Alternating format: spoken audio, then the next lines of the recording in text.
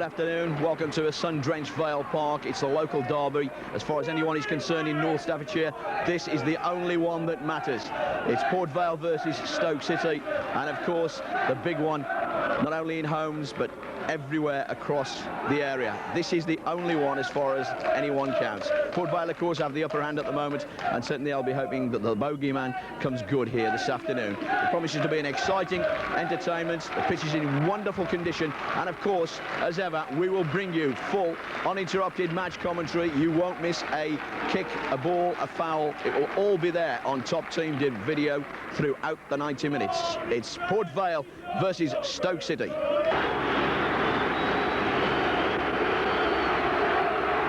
Well, good afternoon and welcome to the commentary position. It's one of those days, it's a Potteries Derby day.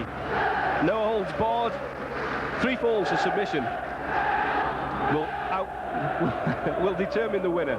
Joining me in the commentary position and catching quite a bit of a suntan, which is very unusual for Port Vale, in particular at Vale Park, is Mike Mackey. Mike, how can you see this one going? Well, I think it'll be a lot closer than last year. I know that we had a 2-0 victory in the series last year against Stoke City, but at the moment Vale struggling to find form, Stoke City riding high at the top. But all in all, Tony, it makes for a very interesting contest, but I wouldn't like to put any money on the result, but a Vale win.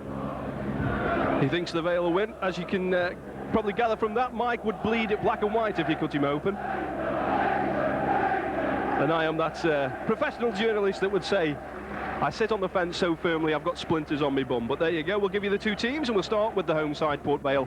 And in goal it's Van Housden, 2 Andy Hill, 3 Alan Tankard, 4 Andy Porter, 5 Gareth Griffiths, 6 Neil Aspin, 7 John McCarthy, 8 Ian Bogey, 9 Stuart Talbot, 10 Tony Naylor, 11 Steve Guppy, substitutes are Dean Glover, Lee Mills and Martin Foyle.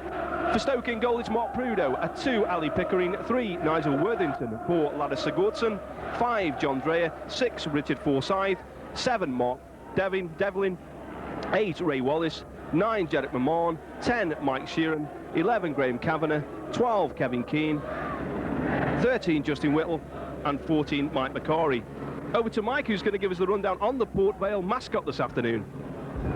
Thank you, Tony. Well, one 9-year-old who's out there this afternoon for the Port Vale v Stoke City Potteries Derby is Thomas Bruff, and he's from Stafford, attends the Birkswich Primary School, and he's a 3rd-generation Vale fanatic.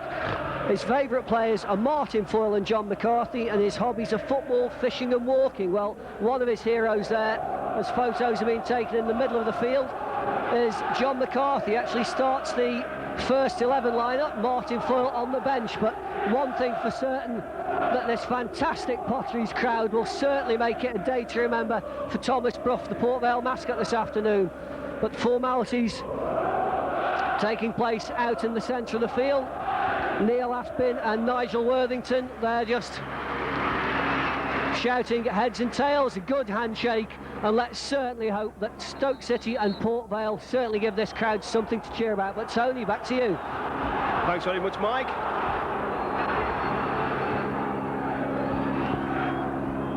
So I'm sure off this video that you can capture something like the atmosphere here at Vale Park for this Potteries Derby. Must be said, to my way of thinking, there seems more Stoke City fans in the ground at the moment than there does Vale fans, and that's something to do with the fact that Vale are going through a bit of a sticky patch off the field as well as on the pitch. I mean, let's face it, they've not lost many games, Port Vale, and they need 3 points will take them up into the top 6.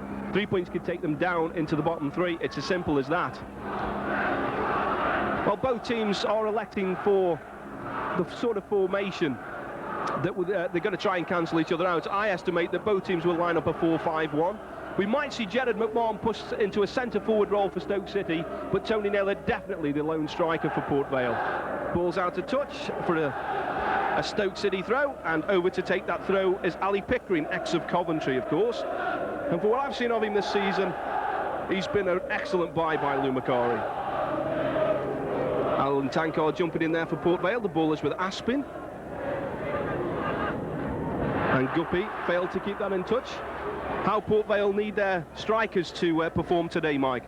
Well, certainly they've not been on song as of late. We all know Mike Sheeran, what a danger he is for Stoke City, but they've got to keep plugging away and hope they get something. But this Stoke team are a very good outfit. They don't get to where they are in the table, Tony, without playing some good football. Well, I think they've actually turned in the performance of the season for me when they played Huddersfield Town at the Victoria Ground.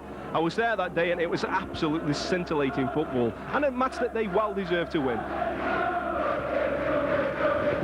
Mark Prudo making a welcome return to the Stoke City goal.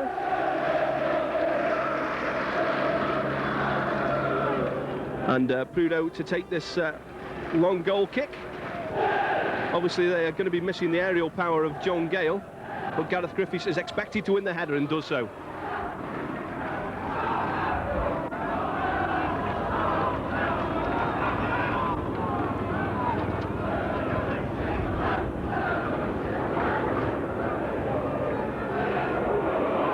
This is McMahon with a chase. Aspin across shepherding and puts the ball into touch for a Stoke City throw on the far side. And we're just 2.5 minutes into this Potteries derby, and you're watching these exclusive pictures from First Team Television, and it's great to have your company.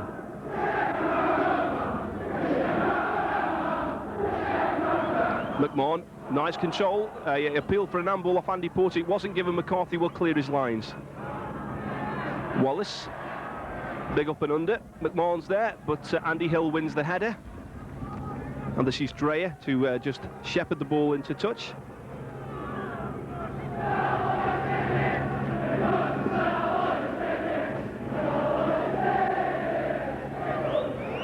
Sheeran, Kavanagh, and he's ousted out of that one by Ian Bogey. Bogey plays the ball up the flank for John McCarthy to chase, and Nigel Worthington helps it along to goalkeeper Mark Prudo, who cleared. Devlin finding Wallace. Kavanagh. This is Mike Sheeran cutting in field, looking for the options, and plays a great ball to Forsyth. Forsyth now. McMahon goes on the overlap. Forsyth cuts in field. He's got a sweet left foot, and Ian Bogey, again, the one midfielder for Port Vale, cutting out the break. Counter-attacking now and bringing the ball, looking for the options.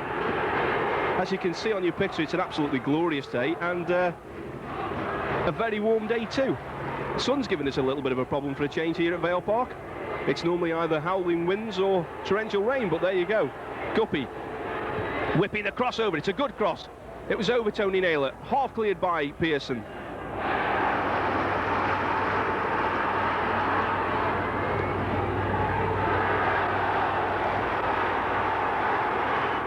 Port Vale thrown on the far side. Worthington and McCarthy is going to be a good battle today. I think I said Pearson a moment ago. I don't know where that came in, but it's Worthington, nicknamed Father Ted by the Stoke crowd. Not sure how he feels about that.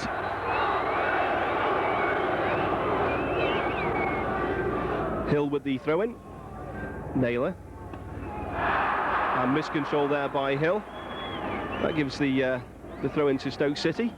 Mike, it's a very pensive opening. Well, both teams know what's at stake. It's not what's actually happening out there on the football field. It's whatever's got the fans have got to endure for another 12 months. But both teams sounding themselves out at the moment, and no team really putting the foot on the ball and taking control. But all in all, it makes for a brilliant Potteries derby. Fast and frenetic, these games normally.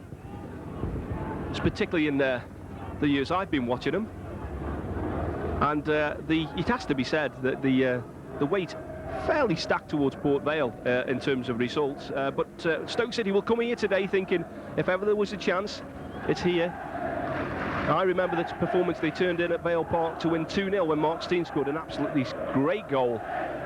And the video was sold through Stoke for they sold thousands of that one. Not surprising, it was a great match for Stoke City. They'll be looking to achieve the same sort of thing today.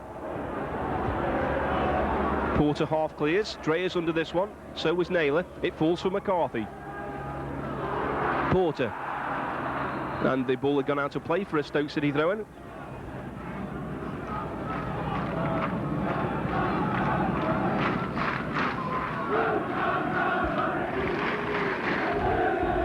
I mean, Stoke City have had some great signings in recent week, haven't they? They've got the lad Graham Kavanagh from Middlesbrough, who I have to say, in the game that I saw against Huddersfield Town, I thought was absolutely breathtaking. And Kavanagh's in there again, and he was forcing a half clearance, half sort of pass directed at Alan Tankard. Tankard plays the long one. Sigurdsson finds Pickering, and Pickering lays it back to Sigurdsson. Sigurdsson playing it up the wing, and that's off the head of Neil Aspin for a Stoke City throw-in.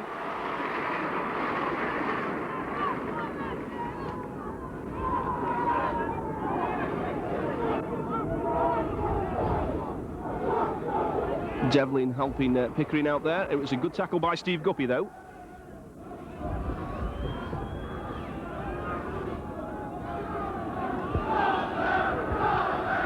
Devlin returning the ball to Pickering, a driven cross in, and straight through. It was Sheeran that had made the run to the near post, and behind him, Gerard McMahon had pushed on to the far post. But that was an excellent cross by Ali Pickering, a great attacking fullback.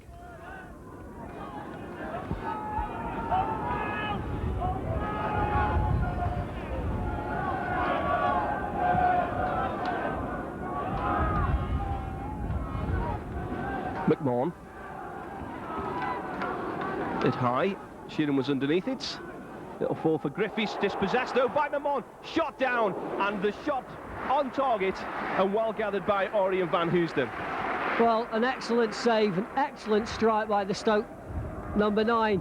But the thing you've got to ask yourself, in games like this, you've got to be sure where that ball's going to. Griffiths hesitated and was nearly punished for it.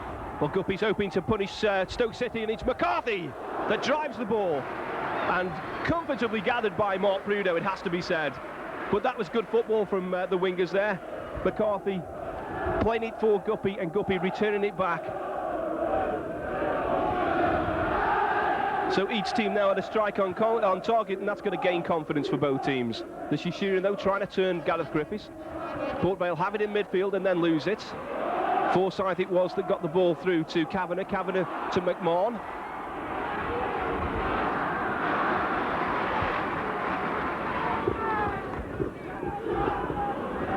Finally cleared by Andy Hill and returned with kind to Gareth Griffiths. Griffiths finding McCarthy. McCarthy linking quite well with Hill.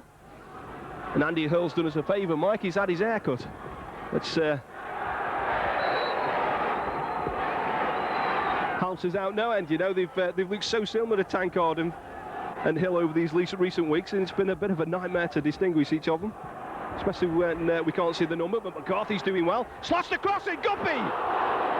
And that was an excellent tackle, it has to be said, by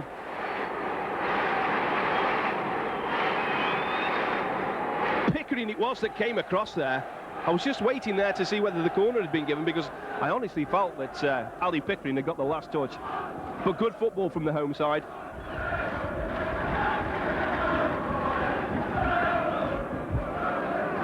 Well, it's that nicer weather up here at this Potteries Derby match at Vale Park. We're in shirt sleeves, we're outside the commentary box, soaking up the atmosphere. Have to say, it's electrifying. This is Sheeran.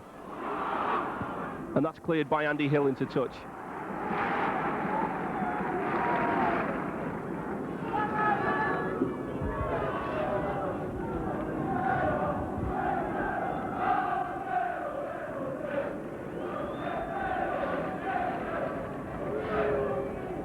Porter keeping possession and clearing as far as Tony Naylor. Naylor lays it back into the midfield.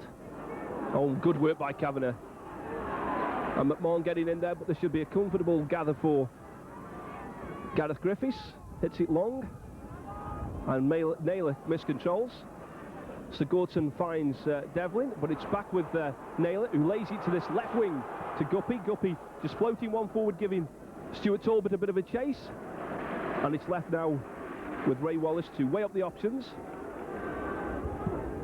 Hitting the ball long for McMahon to chase. And Griffiths putting the ball into touch. There's a question mark, isn't there, Mike, over the fitness of Gareth Griffiths this afternoon? Well, he came on last week for the second half against Oldham, and he's not fully fit, but it shows you the commitment to the guy, that he wants to get out and play. And at the moment, he's doing all right. He's a good find by John Rudge, Gareth Griffiths. And let's hope that he can stifle a Stoke attack today, but he's got a lot on his hands against Sheeran and McMahon.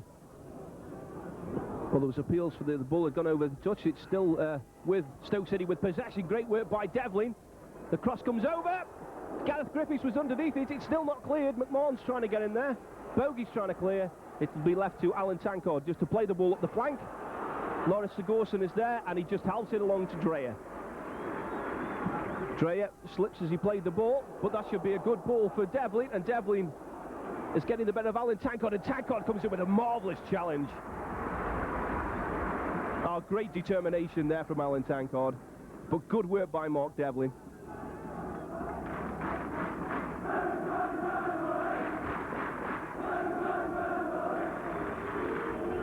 Left for Ali Pickering. Kavanagh was in there, Guppy's there. And Guppy clears for Porter. Porter gets the touch on, finds Naylor. It's laid back for Porter, and Porter with a great ball to Andy Hill.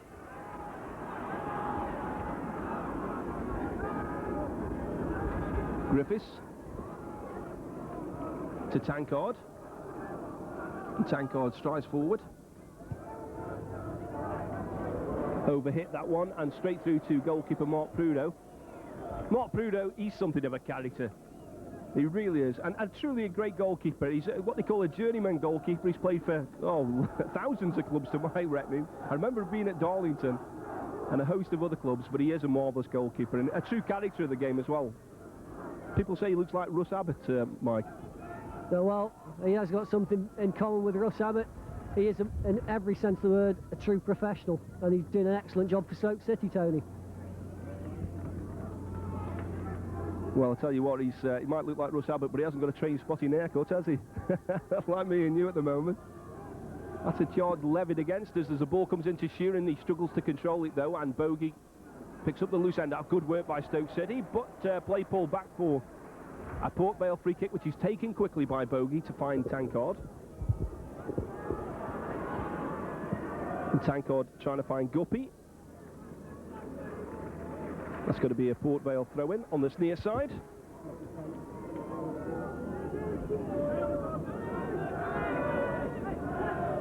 Tankard, Naylor, smart turn by Naylor. Porter, Bogey, smart turn, finds Guppy. Guppy gets the cross in. It's a good cross, but no Port Vale player there, really. It was half cleared by John Dreyer. Porter wins the header. Hill. That'd have been an excellent rugby league strike. But he did well, Andy Hill, there. The ball, he struggled to control it, took a vicious bounce. And Stoke City fullback was onto him very quickly.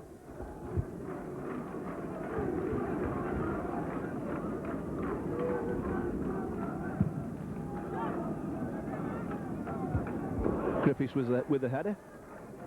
Ali Pickering's there. Devlin helped on. This is a run for Mike Sheeran. He gets there. Oh, turns smartly as well. Hits the crossover. And Mike Sheeran acknowledging that that wasn't as good as it should have been, but it was good work from him on this near side.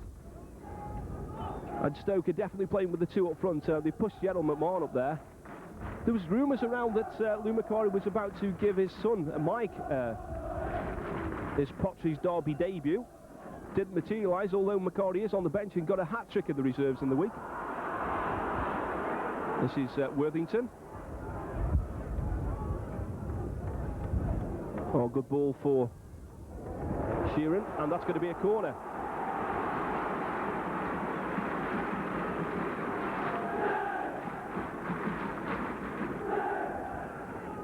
McMahon is going to go over to the far side to take this.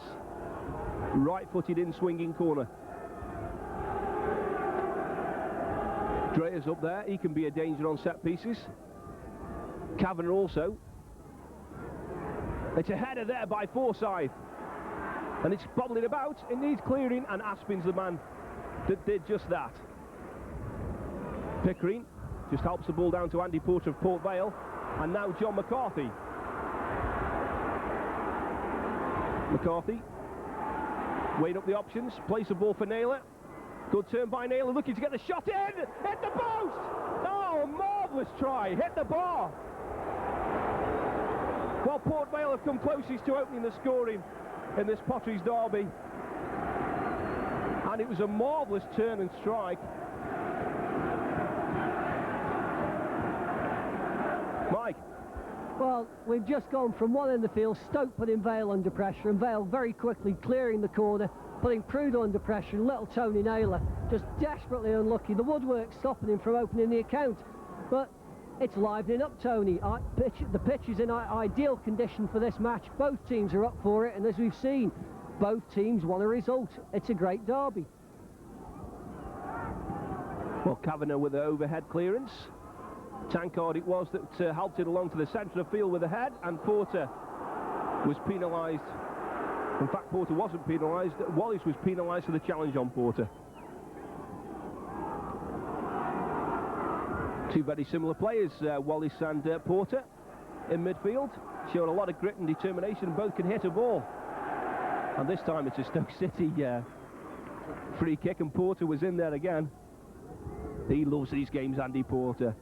And Carl Beeston as well, you know, he loves these games. I remember talking to Carl Beeston a few years ago, and he said, if I could score tonight in front of me mates, he said, you know, it'll make my year.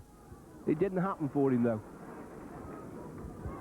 But that was a header forward by Devlin, and the ball left to go through to goalkeeper Orion van Housden.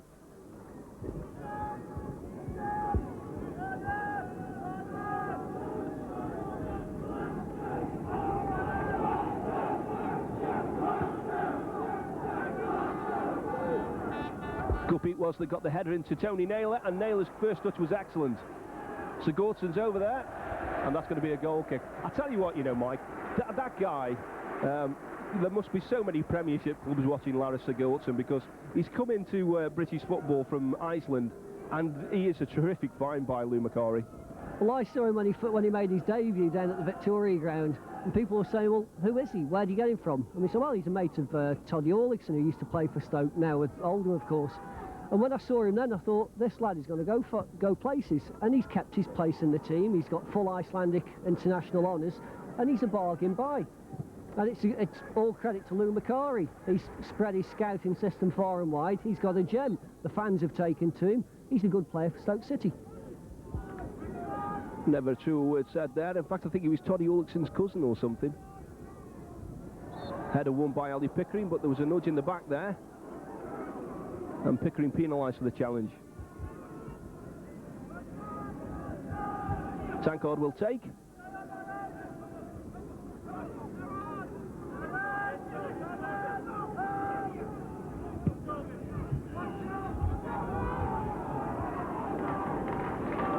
Wallace lets it run kindly, and he plays an excellent ball out to Forsyth. Forsyth down the line to give Gerard McMahon a run, and Aspin plays the ball into touch for a Stoke City throw.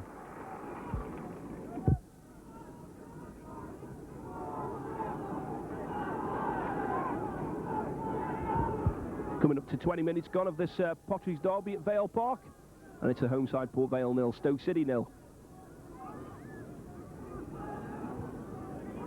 Wallace. Sheeran trying to give a go, but Porter was in there, and Porter finds Guppy. Guppy finding Hill. Hill hits the long ball for Tony Naylor to chase. Sigurdsson over there, finding Worthington, and it was Guppy over there. And this is quite an interesting thing, because Guppy and McCarthy have now switched flanks, and it's something they were doing against QPR that caused all sorts of confusion and paid dividends for Port Vale. So let's see if it can happen again today.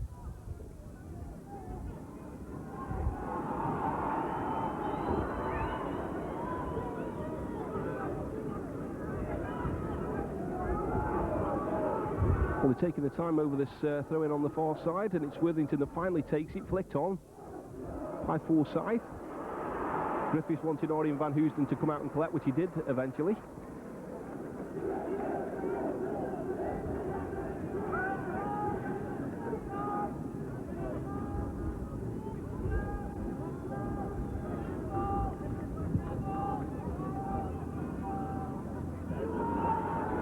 Talbot won the header. Naylor's got to give chase. It'll go out of play though.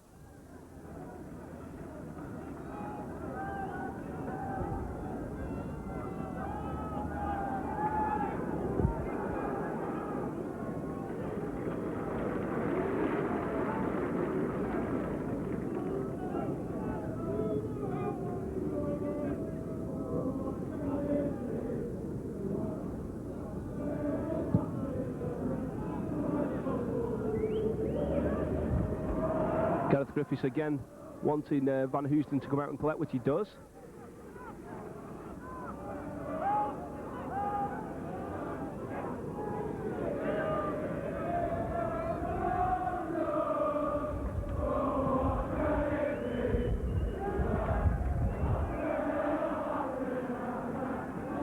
Kavanagh.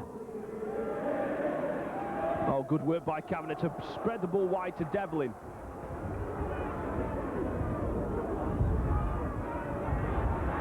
Put it in field! Oh, great strike!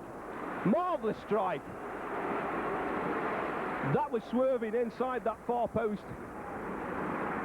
Normally a right-footed player, and he got a left-footed strike that was curling in that far post. Good gather, though, by Orion Van Housden.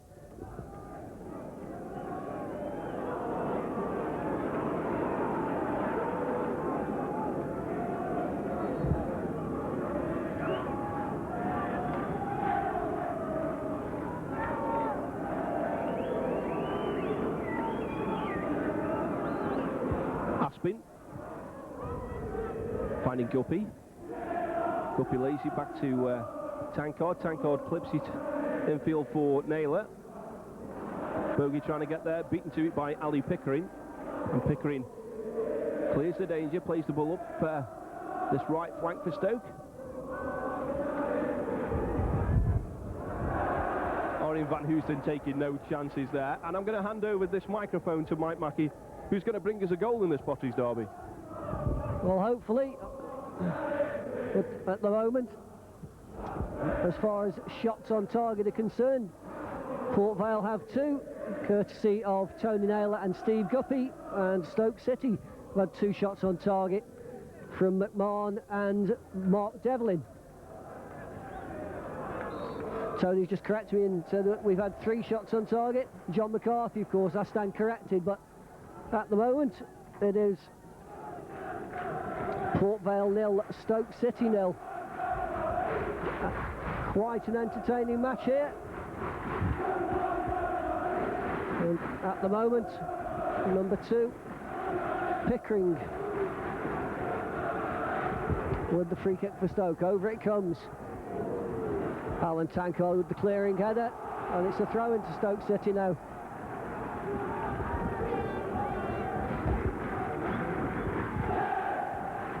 Pickering again. Some good close ball control between Devlin and Pickering, but the referee blowing there for an illegal use of the hand by Devlin, and Van Housden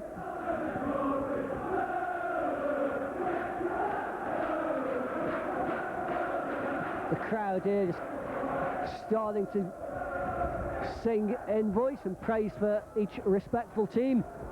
And Devlin cleared by Griffiths. Sheeran, McMahon's header flicked on. Graham Kavanagh there plays it to the far post. Ray Wallace chips it in again. Now, has anyone touched that? Alan Tankard, the judge, have touched that. The Vale crowd not happy with that. Stoke fans more than happy with it. Their team with a corner.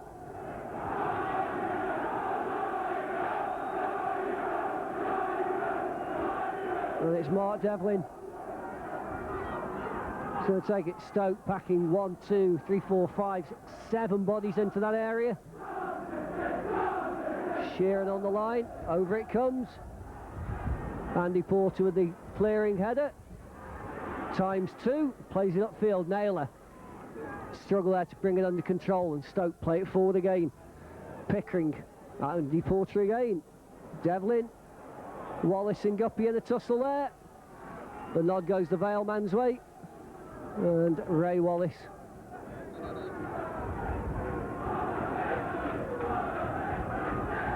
Vale quickly taking the throw in. Tankard to Porter, back to Tankard. He hoofs it forward more in hope than anything. Neil Aspin gets in on the act there. Well, Alan Tankard, that ball going too far away from him, but Stoke at the moment applying the pressure against Port Vale, and Devlin centres into the area again. Van Housden very quickly collects and very quickly throws that ball out to McCarthy. McCarthy to Hill. Hill plays the return. McCarthy's off down that line. And John Dreyer, no messing about, clearing the back line there for Stoke City, and the throw into Port Vale. I tell you what, Mike, pleasing it is to me that Stoke City are actually lining up for this game with a flat back four. So many times they go away from home, and play five in defence. And I feel that they're a far, far better side with just a flat back four. Gives them so many more options in midfield and up front. And particularly now they've pushed the young McMahon up there, who's looking quite sprightly. And the midfield, you know, they've got a bit more space. And Stoke definitely not looking to kill this game. They're coming out and playing Port Vale. And looking for the win, definitely. They feel that they've got the opportunity today, but Port Vale are playing better than I've seen them in the last few games, and that's encouraging for them too. Well, without a doubt, Port Vale have certainly got to improve upon last week's performance against Oldham, and that John Rogers has been working with this match in mind to somehow get the best out of the players. But certainly, just going back to this Jared McMahon, which his fee was settled by a tribunal midweek for $250,000, I feel it's a fair price to pay for what really is an untried player, and I think it's a fair price to play for a club of Stoke City size, or anyone's size. But Sheeran, well, Mike Sheeran during the close season kept his fitness on the boil, Tony, and he himself will admit that he's having the best start to probably any season during his Football League career, because he puts it down to the fact that he's getting fitter, and because he's fitter, he's sharper, and the goals are coming. But we've just seen there, he's very tricky, and he's got an eye for the goal. And on that occasion, thankfully for Port Vale, wide of the target, but certainly a danger man. But there's a battle royal going on in the middle of the field now. Stoke City coming away with that ball. Richard Forsyth sending Sheeran on his way down the left. He's waiting for support, plays a good ball into the centre. Tankard, powerful header out. Tony Naylor, deft little flick there by Naylor to Ian Bogey. Bogey finds Guppy. Now Guppy's got space now to attack down this left flank. Players going forward. Talbot there, well-timed tackled by number 7 Mark Devlin, and number 6 Richard Forsyth coming away now for Stoke City. Plays it infield to McMahon. McMahon back to Graham Kavanagh. Kavanagh, glorious ball, sprayed it out to the wing. Ali Pickering there, turns inside Tankard. It's a good cross, but a good header there by Gareth Griffiths. But certainly Stoke City very, very confident going forward, very fluent with their passing, and Griffiths and Aspin, Tony, having to be on their toes all the time. Very much so, Mike, and you know there's been a charge levied at Stoke over the years that they're a direct ball side. The last few games I've seen them play, they are very much an accomplished footballing side. They stroke the ball around, they've got some good playmakers in there, and they're looking, you know, a really, really sharp Stoke City side this afternoon. It's a great game to watch. Well, Stoke City there, just demonstrating some very close passing skills. I think that makes about number 8. The crowd certainly enjoy it, but the referee has blown up for an infringement by Andy Porter on Jared McMahon. Now, we don't need to tell you what Andy Porter is like when he goes in for the tackle. He doesn't go in with 100%, he goes in with 110%. It's earned him quite a few yellow cards in his career, and sadly to say, there's another one. But nothing, no malice intended by Andy Porter. It's the way he is. Every team has a player like Andy Porter in the ranks, and sometimes the tackles come off, sometimes they don't. And with refereeing standards, I think this referee's not had a lot to do this afternoon, but certainly maybe someone else wouldn't have judged that to have been as bad as how it's making out. But well, they've called for the stretcher on here, Mike. I mean, McMahon went down, and this looks quite serious for Stoke City. I don't think there was any malice, I don't think there was any intent, let's put it that way, by Andy Porter. He went in for the challenge 110%, as he always does. and you know, it's unfortunate he's caught the lad. The referee's seen it as a foul. I'd like another look at it, to be totally honest with you, and I would stop the video recording now, rewind back a few frames, and have a look at it for yourself, because didn't really seem to be any intent. But if the ball had gone and he caught the player, the referee's only got one option. Well, if you do actually press the rewind on the video recorder button, you'll find that certainly, well, as we can see there, the player is up on his feet, but and the stretcher isn't needed. But Tony. Well, Mike, you see, now if he was following the rules of the game, the referee would have to boot the element more. Having called for the stretcher on, he's now got, you know, he's got off and walked off. Now, in European Championships of this year, there was a new rule brought in that you could be booked for doing that. Now, the guy's gone off the pitch to receive further treatment, but, you know, this referee, he's letting it slip a little bit there. And this is where we get a problem, because they're so inconsistent, these referees are. I've seen a referee in a Division 3 match of this season book a player for calling for the stretcher, not getting on it and walking off. Well, it's a very fair comment, and it's a very fair shot that came in as well. But Nigel Worthington, I think the man who took the shot, Van Houston down. I do apologise, Graham Kavanagh, the man who took the shot, and a wicked effort it was too, low and hard. Van Houston down to his right very quickly to smother the ball, but Vale coming forward again.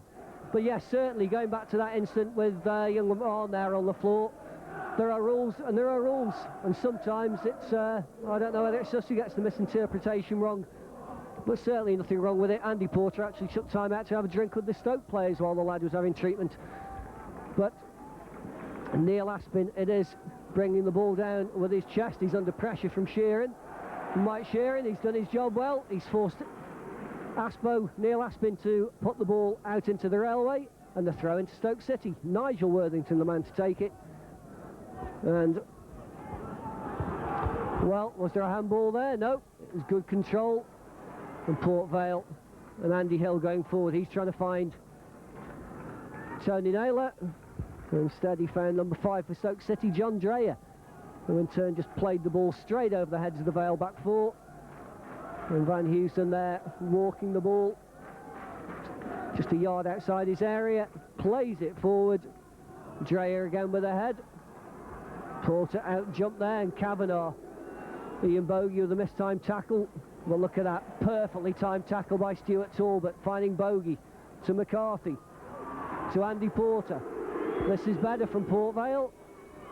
Naylor, well, the Vale attack breaking down once more, and Stoke City finding themselves, and I think it'd be a fair comment that they're just slowly starting to dominate this Potteries derby.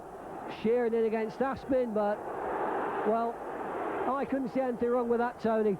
No, he's definitely, he's got the wrong decision there, Mike, because Neil Aspin actually had ducked his head low, and I would have to say that Sheeran's foot was no more than waist high. You've got to be allowed to challenge for a ball. If a player's going to come in with a low head, you can't really claim that it was a foot high. You know, it was a waist high, really. Well, Van Houston, he plays the ball up to Talbot. Stoke City again clear the decks. Half the clearance there by Gareth Griffiths. Ray Wallace, Kavanagh, Ian Bogey. Well, Bogey in turn finding Alan Tankard. Tankard to Guppy. Guppy now tormenting his defender. But give the credits to the lad, Ali Pickering. Wasn't fazed by it, stuck to his task. Vale quickly taking the throw in. And in the end, too many red shirts there for Port Vale, and Port Vale on the back foot, but only McMahon up there. Griffiths back to Van Houston, Van Houston to Hill. Back to Van Houston. Actually had Alan Tankard just had a picture there, cheering for that ball. Van Houston electing the Route 1 approach, failing to find McCarthy, and Stoke City and Devlin. It'll be Griffiths' ball. Well, bit of hesitation, but the luck stayed with him. Good play by Andy Porter there. Sold a lovely dummy there to Ray Wallace, and Porter it is on the ball again. Wallace back at him though. Porter to Hill. Bad ball off Andy Hill, intended to find Tony Naylor. But Vale still on the ball. Hill, well, desperate lunge there, but he found Aspin. to Griffiths. Stoke City well up for this match, very committed, tackles going in fast and furiously out there on the pitch, and in the end Griffiths hoofing that ball upfield. John Dreyer over his head, back into the thick of it that ball goes, and Mike Sheeran now, the control letting him down, but Stoke City certainly looking very sharp, but Port Vale holding their own at the minute. Vale 0, Stoke 0, and what a cracking Potteries derby this is. And certainly from our commentary position here at Vale Park, myself, Mike Mackey and Tony Wally thoroughly enjoying this match. But there's an incident down there, Stuart Talbot with John Dreyer. Now what's the referee going to do here? Well, Mike, it wasn't, again, it was one of those tackles where there was no real intent. He did go for the ball, but to be, you know, totally honest, and that was straight in front of us. Ali Pickering had played the ball, Stuart Talbot marginally late, caught the player. You know, he's going to get it, they're going to get a booking every time. There's no intent, it's just one of them things. Let Stoke play a little bit quicker at getting rid of the ball, and he's already committed in the tackle. Well, on the scoreline for bookings, it's Vale 2, Stoke 0. Really, on reflection, I'll disagree with the first booking, but I think the second one is a fair decision by the referee. But Port Vale trying to go forward again, and just a miss hit there by Ali Pickering. It's a throw into the Vale. Steve Guppy, I think he's going to leave this for Alan Tankard.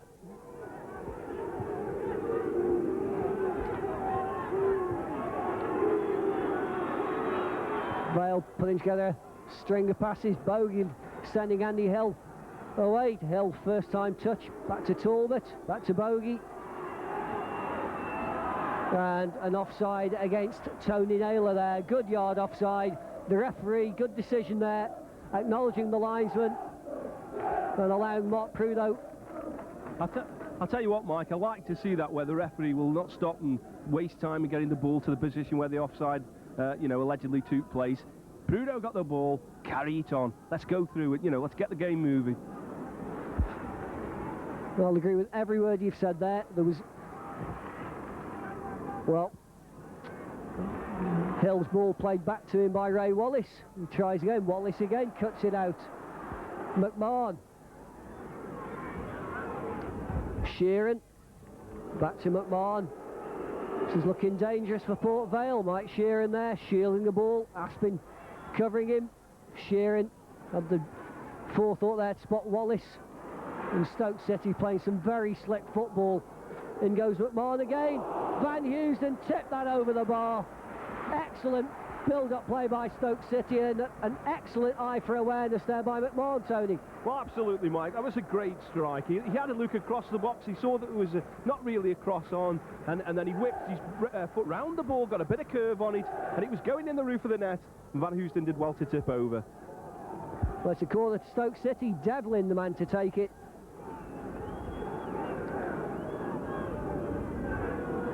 Stoke again.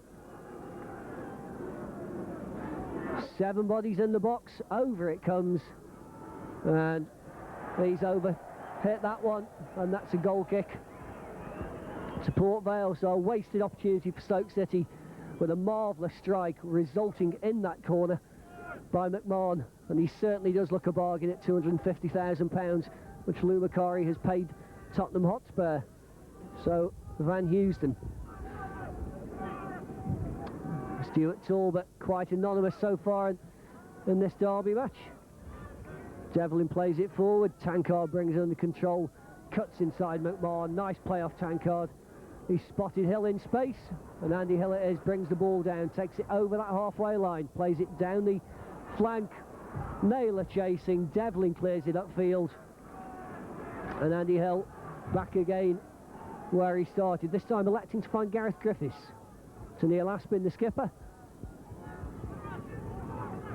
Vale playing it along the back four, keeping possession.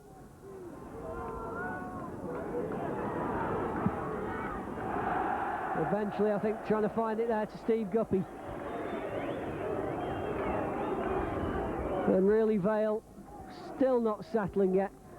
I think the smart money would have to go on Stoke City, actually looking the better team at the moment.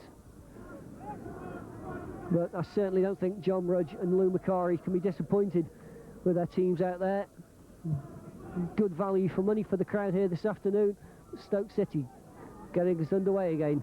Devlin. Did well, Devlin there. He's kept possession, I'm sorry. Pickering up to Sheeran. In goes Andy Porter. Bit of the old-fashioned sandwich there. The referee allowing it to play on. Tankard plays it upfield.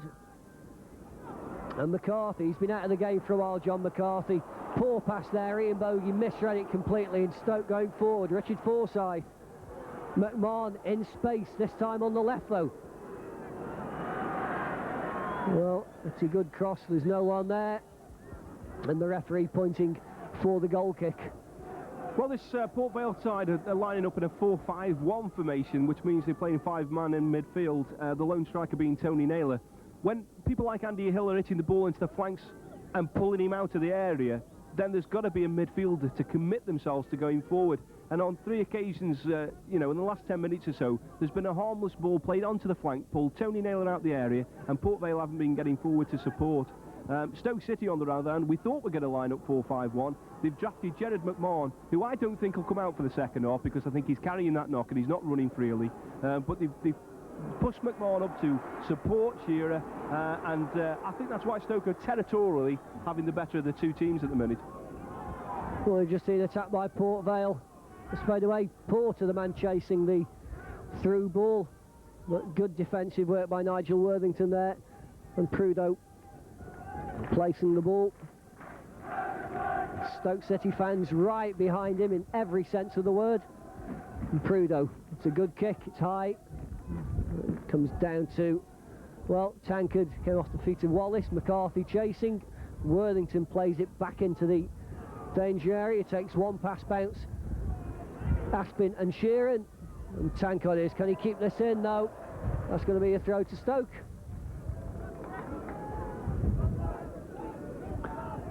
And on my clock I make about 2 minutes left of normal time, plus whatever the referee puts onto a stoppage.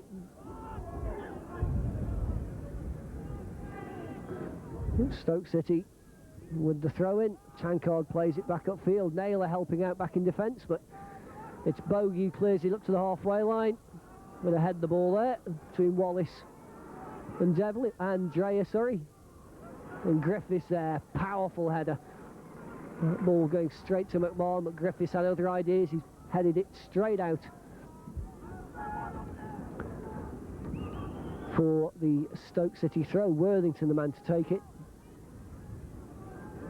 Hill and McMahon, Ian Bogey. Turns, he's in space, Ian Bogey. But has he taken it too far? No, he's evaded one challenge. He gets his pass to Tanks. Tanks back to Bogey, to Guppy. And Steve Guppy there. I think Ian Bogey overcooked that one when he hit it to Steve Guppy. Ali Pickering, the man on the ball for Stoke.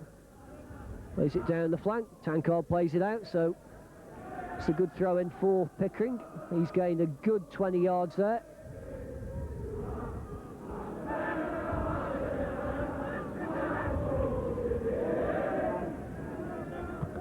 And straight to Tankard. Tankard to Talbot.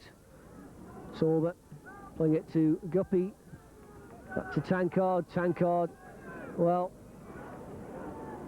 they actually might come away with something on this ball, and they do with John McCarthy. McCarthy trying to play that ball through to Naylor. Andy Hill steaming up on the right flank. Playing it back to McCarthy. Needs a good cross, and I think that's a corner for Port Vale. So Port Vale on the stroke of half time. We're now in stoppage time with a corner.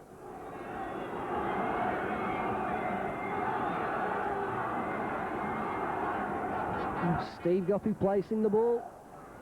McCarthy, Naylor, Griffiths, Talbot all up there. Over it comes. And number 6, Richard Forsyth there. Just gets his head to it. Bit too deep the corner from Steve Guppy. But it's a throw into Port Vale.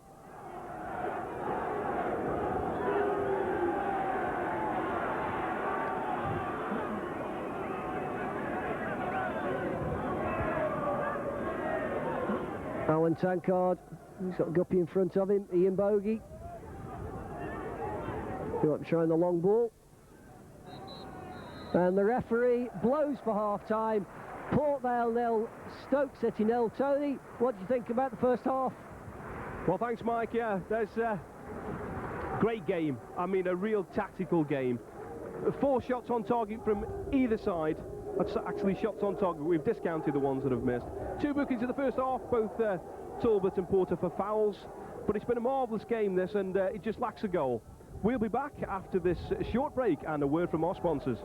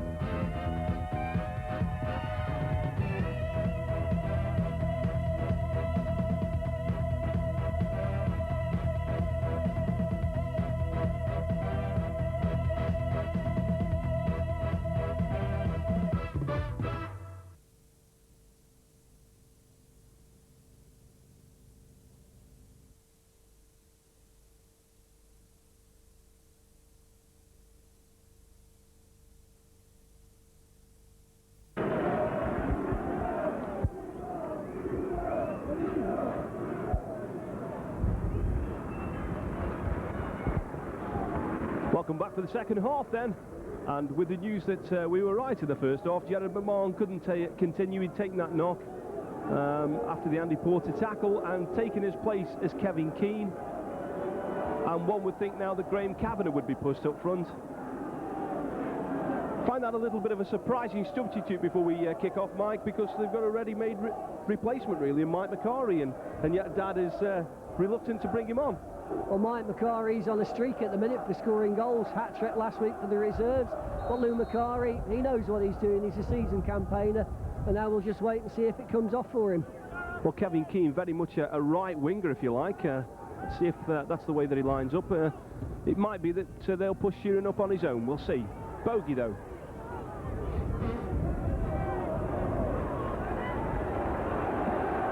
Bogey's taken a knock there under the challenge of Richard Forsyth, and looks to be in some considerable pain, it has to be said there.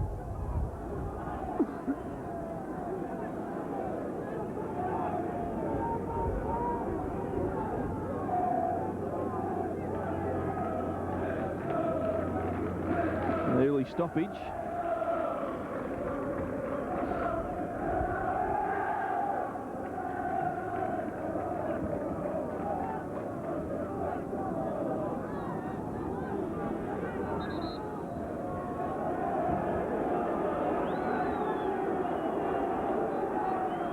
And Rudge is out asking what the damage is, and it looks as if they could have lost Ian Bogey for the rest of this game. I think he turned his knee there, Mike. There's definitely some knee damage there. Well, it didn't seem like a particularly crunching tackle, but I think he's actually, as you say, Tony, he's fell awkwardly on that, and the lad's in pain because he wouldn't give up without just sort of, you know, it'd have to be something serious for Ian Bogey to leave the field. That's a sad sight for Port Vale. Well, it seemed a fairly innocuous challenge of Richard Forsyth. Again, there was no real intent. I don't think that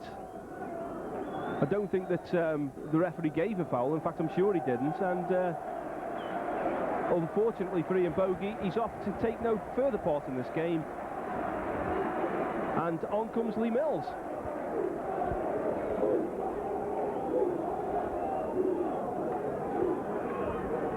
So it's a Stoke City throw-in on the near side. It's Worthington to take. Kavanagh comes to retrieve. Keane plays the ball into Forsyth. Forsyth to Worthington, and Worthington, rather a hit and hope ball, trying to find Kavanagh. He didn't get there, but Worthington steals it from McCarthy. Gets the cross in. Sheeran! Just wide of the post. A great header by that man, Mike Sheeran. It was a good cross as well by the man they call Father Ted. That's Nigel Worthington.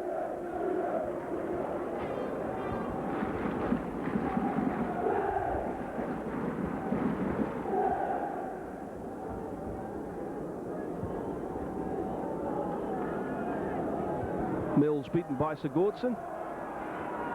Talbot was up there. Forsyth heads forward. Sheeran slips.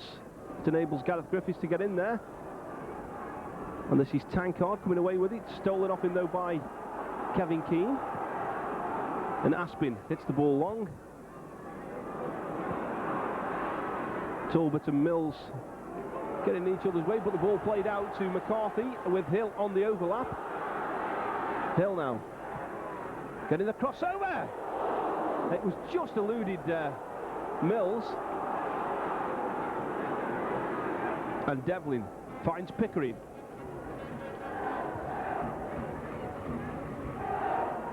Beaten by Tankard. Porter gives the ball to Tankard, and Tankard down the channels, and that's going nowhere apart from behind for a goal kick. So both Stoke City and Port Vale have now lost players.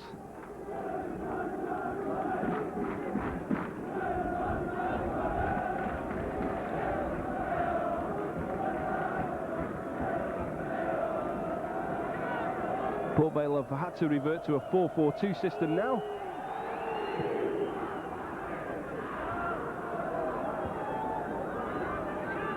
Worthington, infield for Kavanagh. Kavanagh lays it back to Wallace. Wallace to Keane. Keane trying to find Forsyth, and that will check, and he'll keep it in touch. He does, and it's unfortunate for Forsyth there. Flattens the corner flag.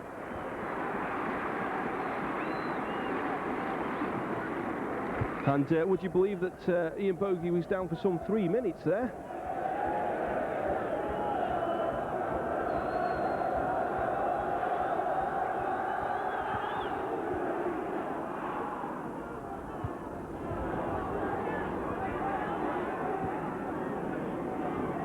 Tankard heads forward. Lee Mills he was actually pushing in the back of Sigurdsson, trying to create himself a bit of space, but Sigurdsson's leg came round. Porter finding Hill.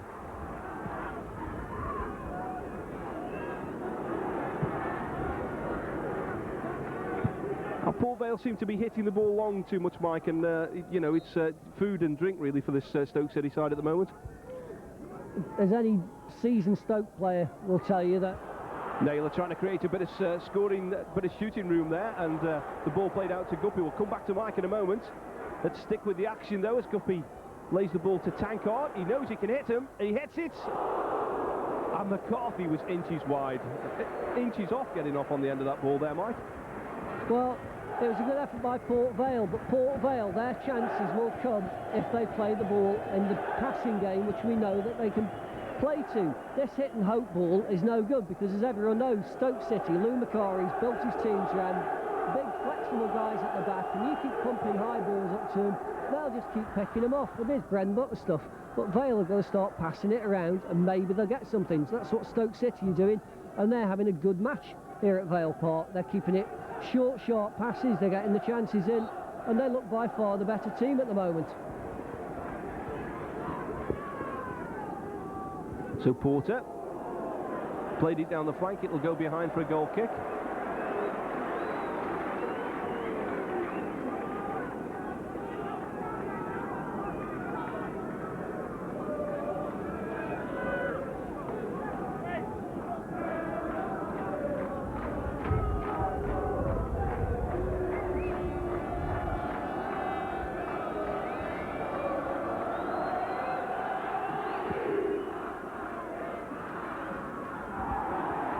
Forsyth with a flick on.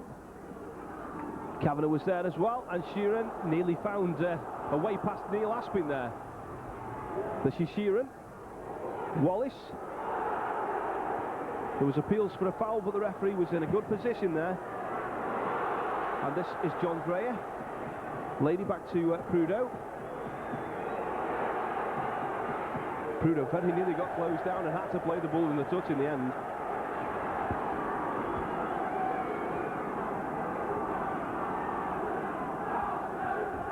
Tankard. Porter. Porter gets the ball back off Guppy. Finds Naylor. Back heel in, and there was an offside. Well, the whistle had gone offside. It was the back heel from Tony Naylor, and Steve Guppy had just moved marginally offside there.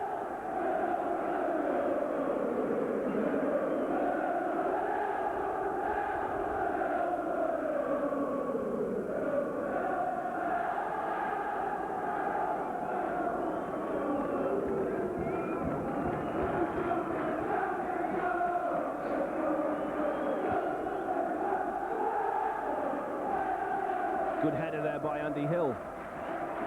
Stoke City's crowd, Stoke City's followers, the supporters are picking the noise up, level up now.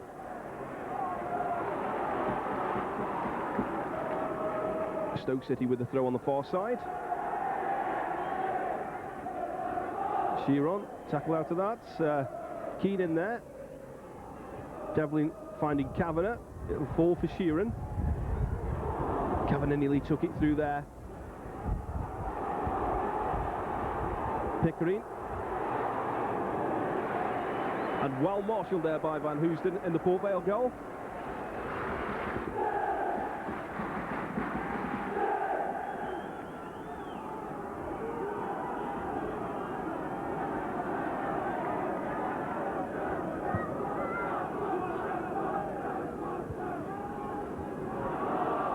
Devlin. Put out by Tankard. This is Mills. To Aspin, to Tankard. Tankard all the way back to Van Hoosden.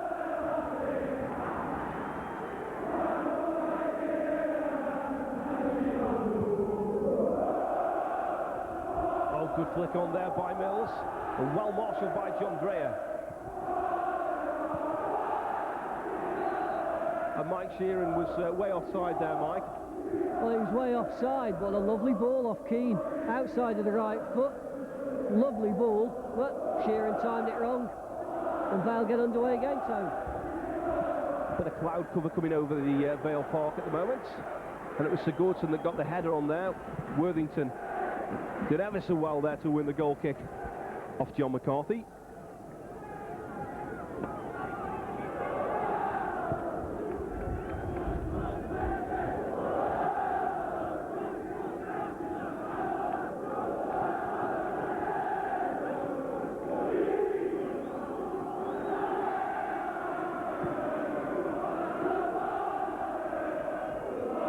Forsyth gets the flick on. Porter overhead clearance, only as far as Keane to Sheeran. Naylor just gets a foot in there, but Worthington can find Sheeran. Oh, that's good move and good work there by Mike Sheeran. Floats the ball forward, looking for Wallace. Porter gets the header in to help it along to Hill. This is Talbot. Tankard. Tankard comes in field. All the way, gets the shot and it hits Sigurdsson. Tankard in there again. Wallace have come away with it. Fast, frenetic stuff now. Typical Derby action. And it's now with Griffiths.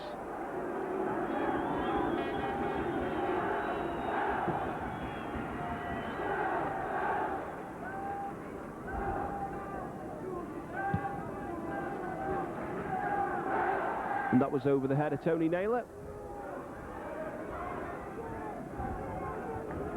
Pickering and Pruder, what's that go behind for a goal kick?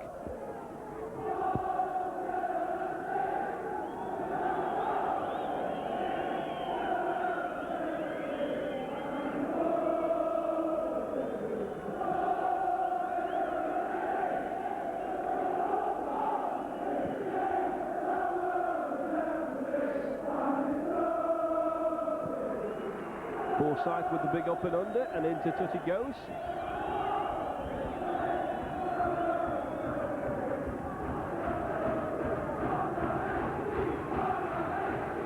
Apart from the Sheeran header that went wide of the far post, goalkeepers haven't had a real lot to do in the second half so far. Port Vale will look to change that now as they mount an attack, and it's Griffiths in possession. And Worthington on the back of John McCarthy. Free kick to Port Vale.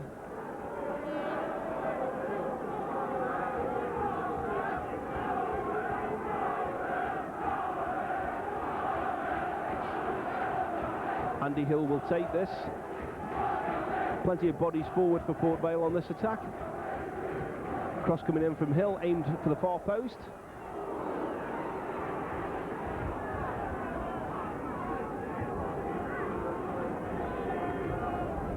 Well, the free kick didn't come to anything, Mike, and really Port Vale disappointed when they take these free kicks. They don't seem to gain a lot from them.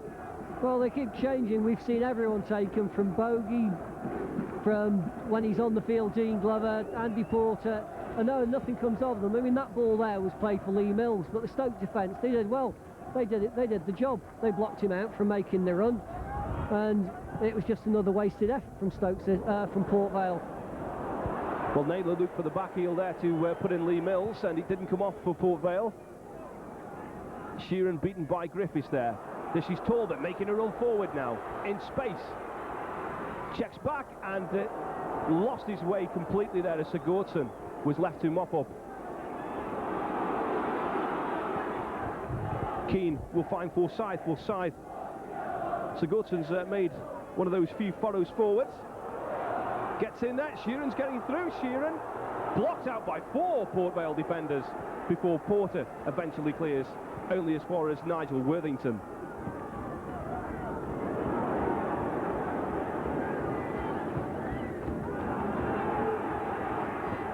McCarthy helps it down the line.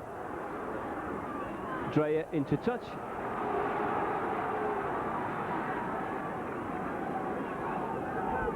McCarthy has absolutely nobody can play the ball to until Stuart Talbot made the run, and Talbot finds Tankard.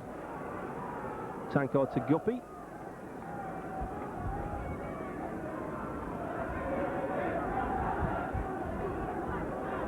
Mills. And free kick there given for the challenge on John Dreyer from Lee Mills. And Mike, I think we'd struggle to count the number of quality crosses to come in from Port Vale's wingers. I haven't seen one yet. The 2 wingers have yet to come alive for Port Vale. If we're going to get anything with this match, they've got to start performing. But they're not. Stoke are doing a good job on them, and they're sapping the confidence away from them. But they've just got to dig in and stick and start getting some good quality crosses in. We know what they can do, Tony, but we're not seeing a true reflection out here of those 2 players. Well, yet another Port Vale player down injured. Worthington clears for Stoke City. And it is Guppy that's down injured. Hill nearly robbed there by Sheeran, and Forsyth was pushing in on there as well. This is Mills, who finds Tankard. Tankard finding Guppy. Tankard finding Stuart Talbot, who misplaced the pass. And Stoke are building it, it's Sheeran's through! And Van Houston, cool as you like, finding Andy Hill, but that was great work by Sheeran. And again, Worthington strolls in to rob McCarthy. Worthington needs to place a cross over, and it was a miss kick by Gareth Griffiths, and behind for a Stoke City corner.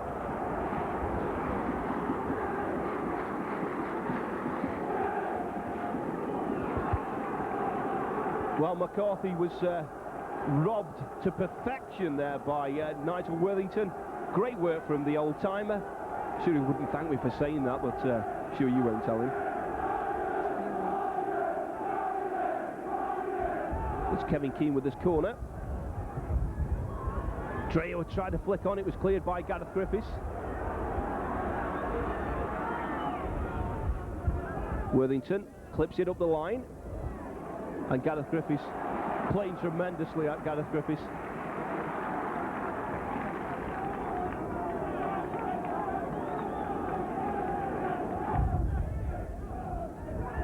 Worthington, he let the ball go out of touch, and he said, no, I didn't. But the linesman had a good enough view of that.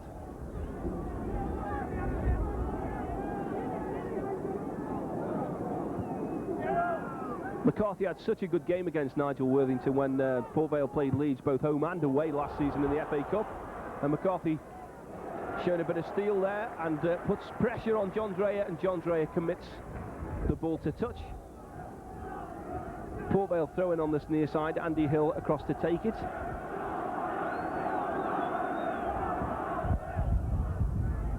The wind started to blow here at Vale Park, and it's got a bit cloudy. Porter looks at the options and tries a speculative effort there, which was going high and wide off the far post.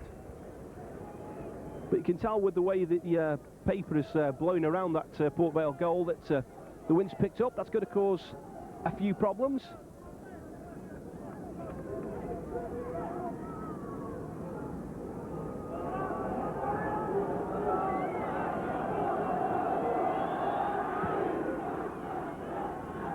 It's a Derby special video presentation for you today.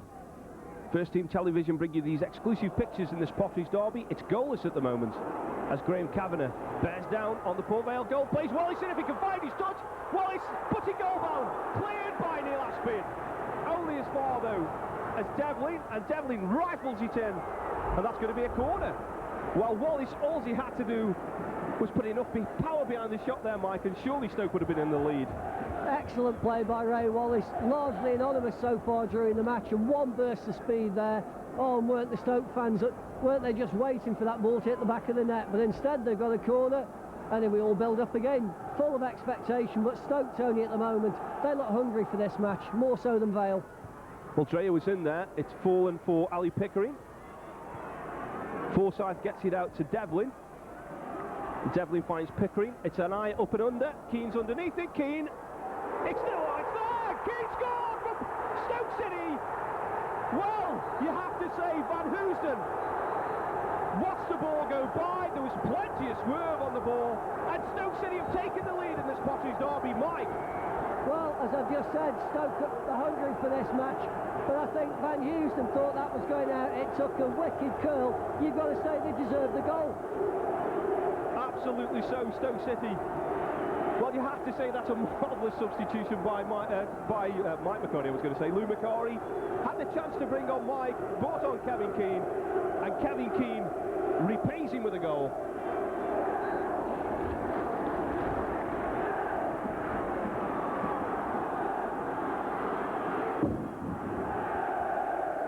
And the fireworks are going off in the stand as the Stoke supporters celebrate the goal. Naylor. Porter.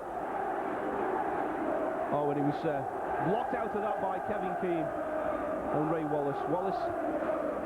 Kavanagh. Oh, Kavanagh, great work by Graham Kavanagh, striding forward now, looking for the options, finding Sheeran. Ball still with Sheeran. He has Devlin on that overlap, and Devlin comes into the play now. Stoke City's reign of terror. That's clipped to the far post and over the goal line for a goal kick.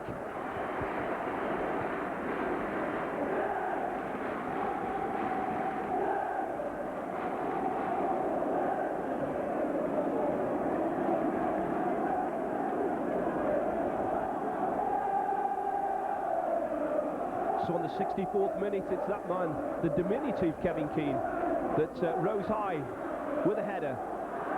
With a moment, Mills is in there. That's going to be a goal kick.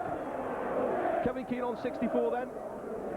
Plenty of swerve on the ball. Completely deceived Arian Van Hoosden. And it's Stoke City with their noses in the front in this Potteries Derby.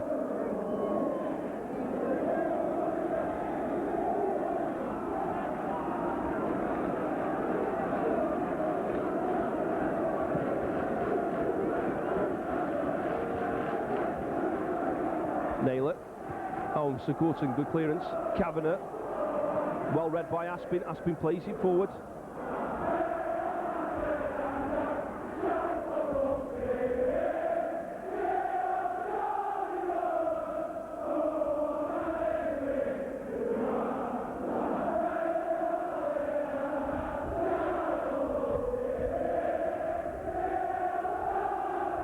Sheeran up there with Neil Aspin, and Aspin doing well to come away with the ball. He was fouled there.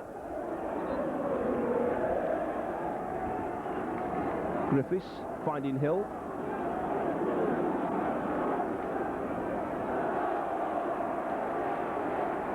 To Stoke City throw in on this near side.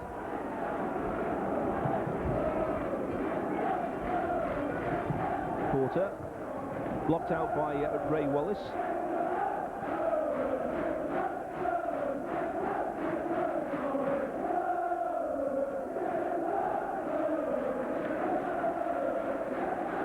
surface.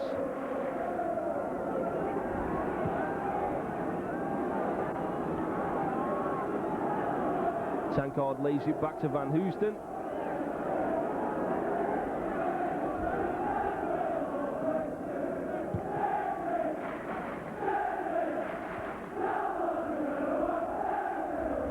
Wallison there. This is Porter finding Alan Tankard. Now Port Vale need some good movement and they need some crisp passing now, and they really do need these wide players to come into the affray really. Well watched by John Dray. It's Porter though who lays the ball back to Andy Hill. Tony Naylor. Good cross by Naylor.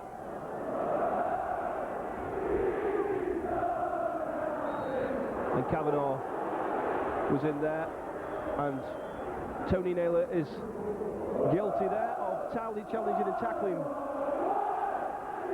Nigel Worthington. Free kick Stoke City.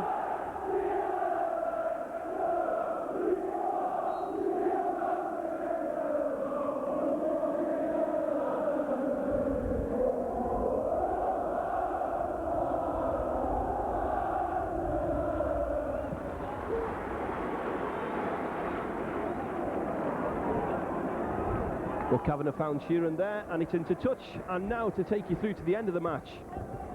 And what will be the final outcome? Well, let's ask Mike Mackey. Thank you, Tony.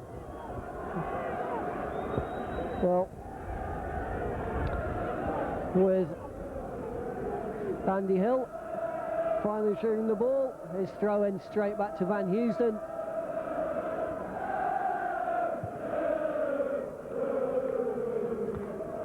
Long ball played forward, easily cleared by the Stoke defence, and Stoke, the goal scorer there, Keane finding Wallace. Plays it in for Sheeran. Got a lovely first touch, Mike Sheeran. Neil Aspin there just doing enough. Sheeran full of tricks, full of confidence, and certainly Vale 1-0 down at the moment. They've got to get back into this game, and as Tony was saying earlier, the wingmen, especially there John McCarthy, just loses out to Keane. Stoke put the ball forward. Griffiths with the header. Up it goes again. Ray Wallace there, just the Stoke number 8, using the Vale number 8 as a launching pad. The referee on hand to spot the infringement, and Vale with the free kick, but the wingmen have certainly got to start getting their act together for Port Vale. Andy Hill into the area. Well, curious clearance there by John Dreyer. McCarthy shadows it out, finding Naylor. It's a poor throw, but they get away with it. Port Vale. Tony Naylor back to McCarthy. Then it comes, it's swirling in. Well, it missed everybody. Vale appealing for the corner, but the referee deciding no player had actually touched that ball, and a goal kick to Stoke City.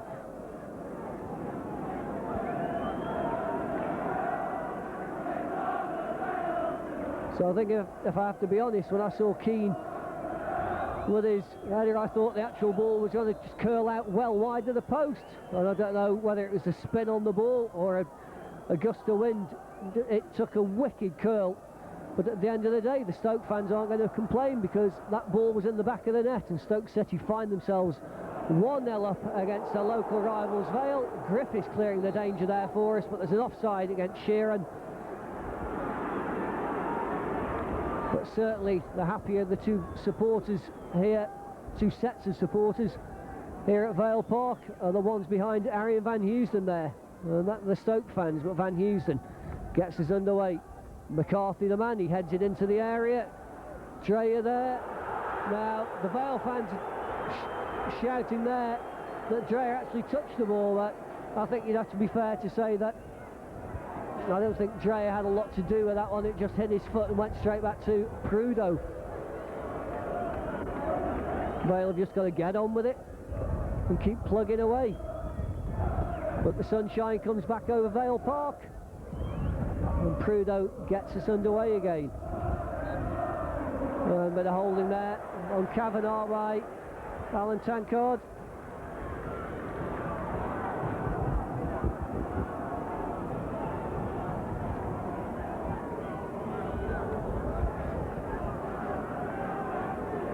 Ali Pickering, the man. Over it comes. Easy stuff there for Andy Porter. Keane plays it back to Worthington. Back to Keane. And good interception there by Mills, finding McCarthy. McCarthy couldn't get the cross in quick enough, and good defending by John Dreyer. And that's a throw into Port Vale.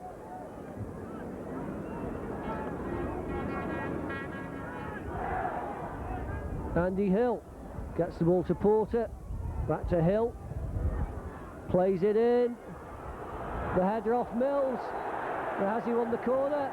Yes, so Port Vale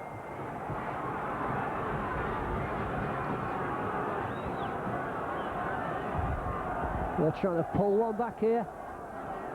Guppy the man to take. They've got Naylor up there, Gareth Griffiths, McCarthy, Talbot, Hill. It comes back to Guppy. He gets a second chance. Over it comes. It's to the far post. Half the clearance. Stoke City. And Sigurdsson breaking away. Sigurdsson plays a lovely ball up to Sheeran. And well, Kavanagh there. I think he's a judge there to have brought that ball under control with an illegal use of the arm. He's arguing with the referee, but the lad may as well just give it up. He was in good view of the referee there, Tony. I think he was in a completely bad view for the referee, because I can't see how he's made the decision. He wouldn't have possibly seen if the ball had made contact with the hand or not, and to me it looked as if he was okay. Well, the cross coming in from Naylor there. It's headed out by Devlin. So Port Vale putting together a good little spell here. Tankard changed his mind, played it back out to the wing. Guppy. It's a poor cross off Guppy. Naylor left it. They get a second chance. It's Tankard with the shot, but over the target, and Prudo there.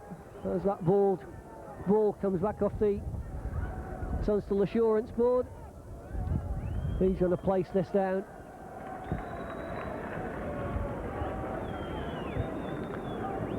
And this match certainly will make good reading in the Evening Sentinel on Monday night. Tonight's match sponsors, of course. Prudo. Ball still airborne. Bit of tussling there. Up and over from Porter. Naylor chases. And John Dreyer. And I think John Dreyer, number 5 for Stoke City. I think if you compare him to our own Gareth Griffiths, Tony, here at Vale Park, I think both number 5s have had an excellent game at the back for their respective teams. Yeah, I think so. John Dreyer has played well. He's not put a foot wrong as far as I'm concerned, and of course Sigurdsson hasn't been a bad player as well. There is plenty of stars in this Stoke City side for me today. The Graham Kavanaghs look sharp, Forsyths look sharp, Wallace is every bit an accomplished midfielder. Sheeran, of course, he doesn't have a lot of luck of being at Vale Park. I mean, he hit both posts last time they were up here. And I think the biggest difference between the teams is confidence.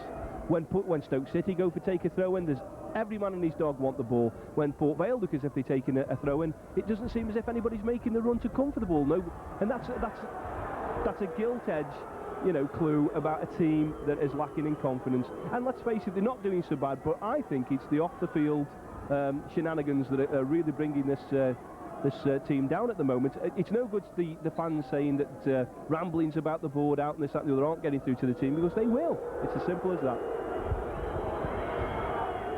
Well, I think the only man who could actually put us clear on that is the man at the helm. But at the moment, Port Vale have enough troubles out there on the field on this Potteries derby, because they trail Stoke City 1-0 to nil. The goal coming from Kevin Keane in the 64th minute.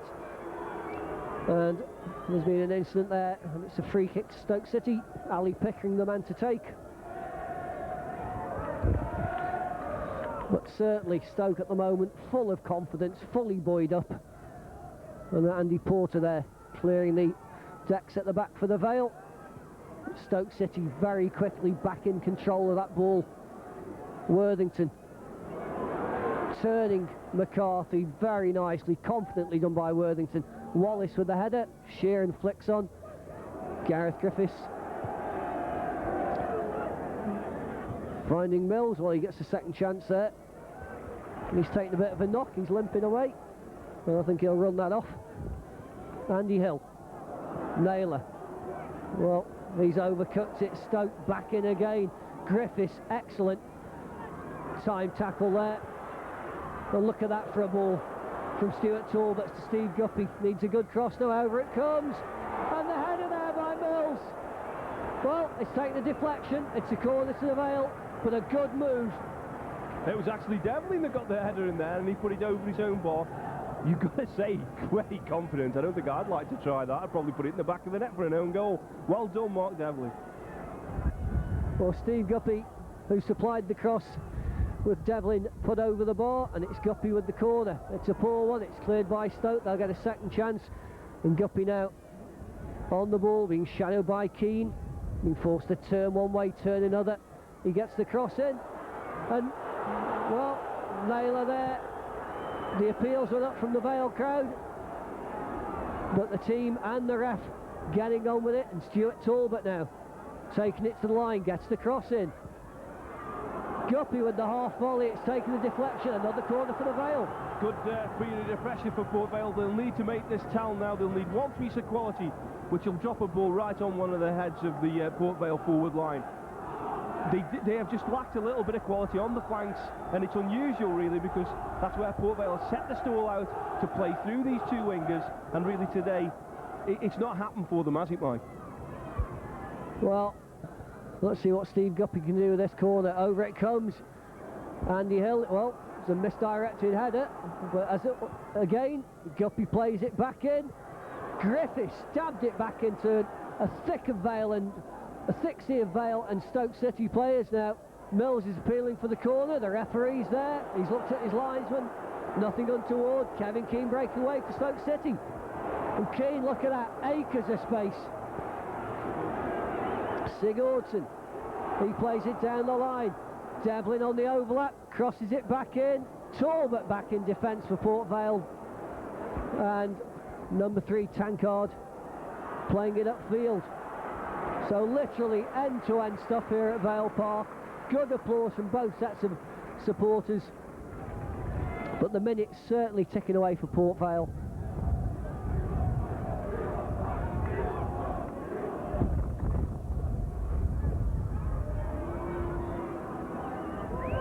Prudo,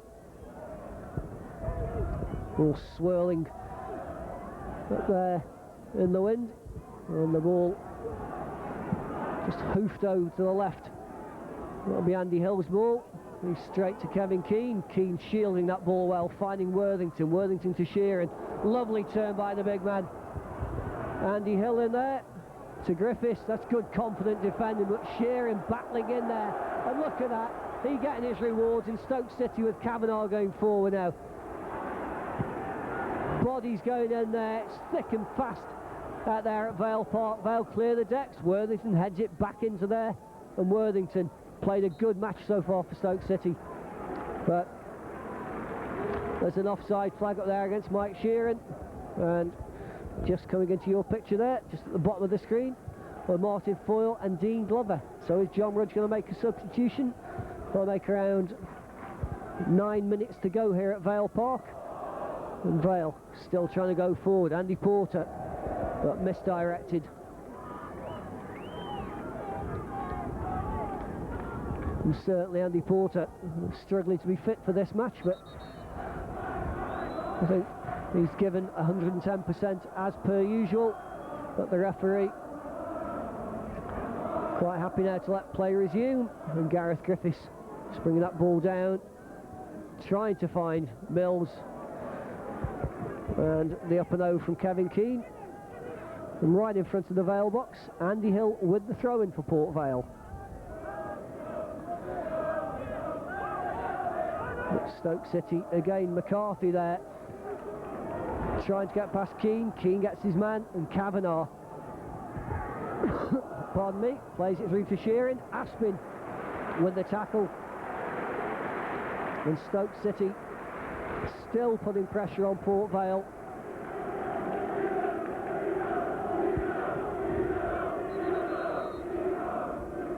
And we have a substitution, and there's in fact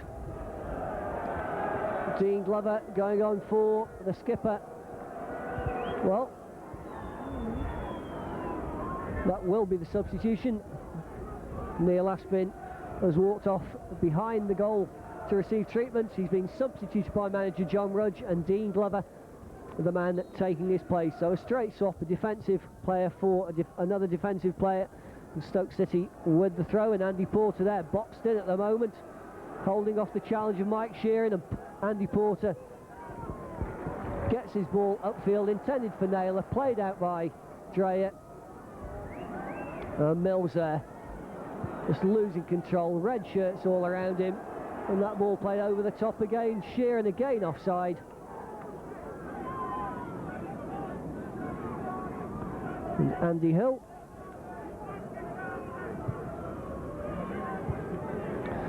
Another poor free kick by Vale, but a first touch for Dean Glover. And, well, it reached its man, but Guppy unable to control. Kavanagh through to Forsyth to Sheeran. Glover in there. Andy Hill. So, well, Stoke coming forward again. Tony, it's all Stoke at the moment. Wallace takes a wicked deflection off Andy Hill. Kevin Keane joins in the attack now. Keane, well, McCarthy there, timed his tackle nicely. Keane gets the ball to Wallace. Wallace plays it off the legs of McCarthy, but Stoke City just gaining in confidence, Tony.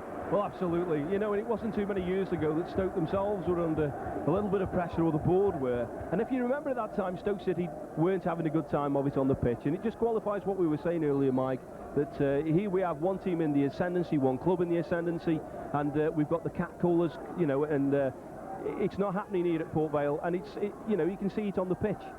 Stoke City are playing well, and they're good value for this one goal lead, I feel. Oh, without a doubt, good value. But there again, Kavanagh, and McCarthy again. I think that's a reflection that I know that every player out there has a job to do within that team, and if the need arises, they've got to come back and help out with defensive duties. But Sheeran, look at that for a turn.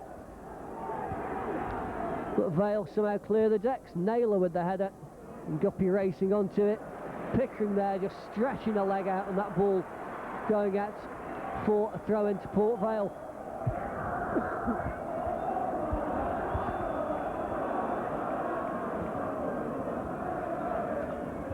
Glover up to Griffiths. Well, look at that, 3 red shirts waiting for that ball when it comes down. And the offside flag going up there. The referee, to his credit, waving play on. Glover straight to Wallace. Wallace to Sheeran. And Andy Porter now. Well, no, it's Lee Mills. Lee Mills takes a stumble, but gets the ball to McCarthy. McCarthy gets the cross in. Hits it too hard, over the heads of everyone. Griffiths chases, but in vain. And with around 4 minutes plus stoppage time left here at Vale Park, manager John Rudge, it's just off camera shot, he's going to introduce Martin Foyle as soon as the linesman can get the referee's attention. I think the player who's going to come off will be Andy Hill. And yes, as we can see there, the number 2 board is up there, so manager John Rudge gambling now on Martin Foyle, putting Vale into a 3-man attack. So only John Rudge, Tony, knows whether his gamble may turn off, but I think, in all fairness, the way that it's gone this afternoon, Stoke City, I think, looking more than good value to take 3 points across the city. Oh yeah, it's I mean, they're resplendent at the moment to Stoke City, Mike. They've been good value for the league. Give us some good entertainment as well, you know. And we know that Port Vale are a far better side than they're looking on this performance. They didn't play bad, they competed well with Port Vale, they've just lacked that little bit of quality, and Stoke City are making a substitution. They're going to consolidate now what they've got, bringing on Whittle and taking off the number 7, Mark Devlin, who I feel has had a great game, Mark Devlin. Like I say, they've given some good entertainment, both teams. It's just that Stoke City have produced that little bit more quality on the day, Mike. They've been that little bit sharper. And really, the two wingmen on which Port Vale really do rely on to get a result have just not really produced the quality needed today, and that's as simple as that, mate. Well, the good thing while that substitution was being made for Stoke City was the reaction of the crowd. More than generous applause there for Mark Devlin, and good applause for Whittle. But Stoke City, Sigurdsson puts the ball out of touch. Vale trying to claw this game back and at least salvage something. Guppy. It's a high deep cross, Foyle with the header. No one there in the centre on the receiving end of it. But look, Stoke clear the decks again. Sheeran unable to control it. And Andy Porter there, adjudged to have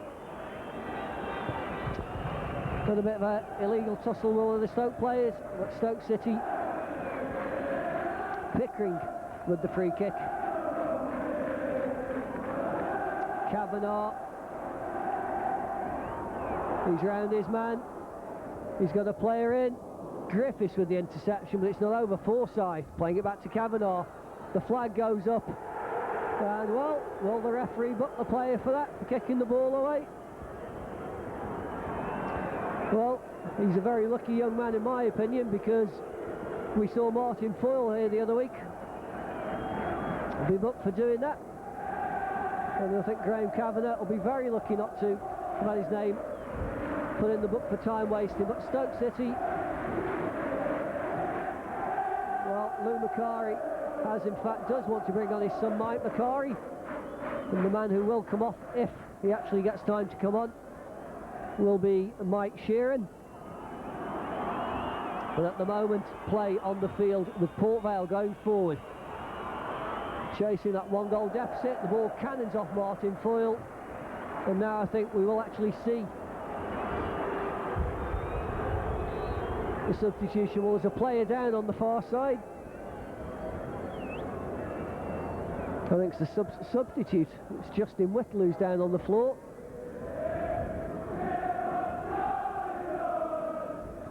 He went in with the tackle off Martin Foyle, and the ball cannons off Foyle, so whether they've clashed afterwards, I'm not sure. I certainly hope it's nothing serious for the lad.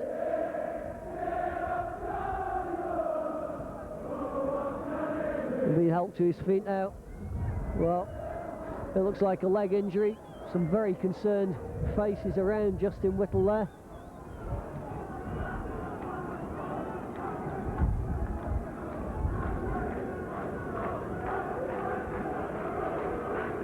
Justin Whittle on his feet.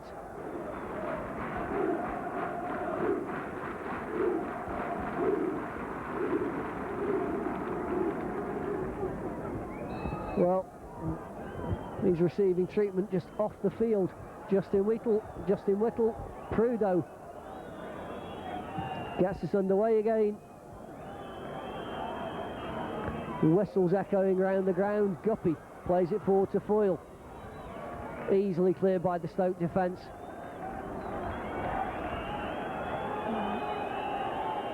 And Vale have very quickly taken this throw-in, flicked on by Foyle. Mills with the header. He gets 2 bites at this, but no one there.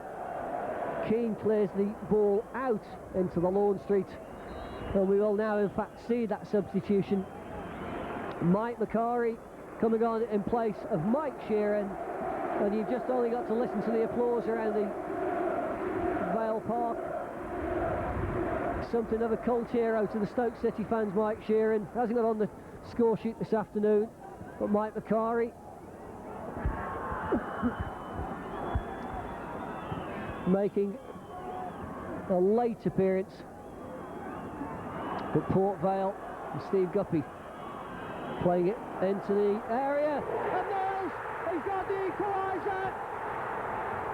Lee Mills sends Vale Park delirious, and look, if they can catch him, the rest of the players will actually give him the congratulations he deserves. It's gone against the run of play. Stoke City by far the better team this afternoon here at Vale Park, but Vale somehow, it was a hit and hope ball in from Guppy. Mills went up there and headed it powerfully into the back of the net. Port Vale 1, Stoke City 0. Tony, your views on that goal? Well, it's amazing. What a game. It's typical of the game of football, really, isn't it? Because, like you said, they've been under the cosh of so much of this game of Port Vale, and we just said it needed one moment of quality, one good strike to block the ball on one of the forward line's head. And they did it, and it was done within the 90 minutes, and Port Vale are level. Well, Stoke City back on the attack. Macari there. Terrific turn of speed by Mike Macari.